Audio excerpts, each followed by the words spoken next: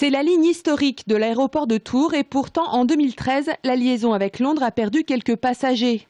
Entre Tours et la Grande-Bretagne, les lignes aériennes se sont un peu fragilisées. Exemple avec la suppression du vol vers Southampton assuré par l'opérateur Flybe. La plus fragile aujourd'hui, je pense que c'est Manchester qui fonctionne peut-être le moins bien.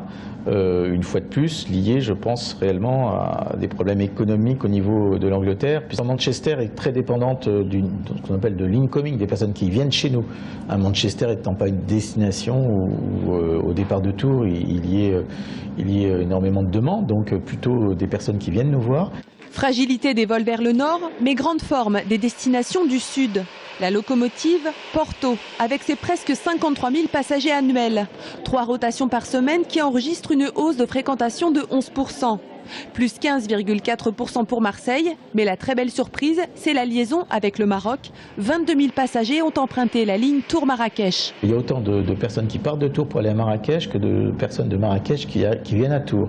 Ça veut dire qu'il y a un flux qui se fait avec plusieurs évidemment finalités. Il y a une finalité touristique, Marrakech. En plus, je pense que les horaires du vendredi midi jusqu'au lundi midi permettent de passer un week-end et sont idéales pour les Tourangeaux. Dès le printemps prochain, les vols vers la Corse seront reconduits. Ajaccio et Figari, assurés par Corsica Tours, qui connaissent une baisse minime de fréquentation.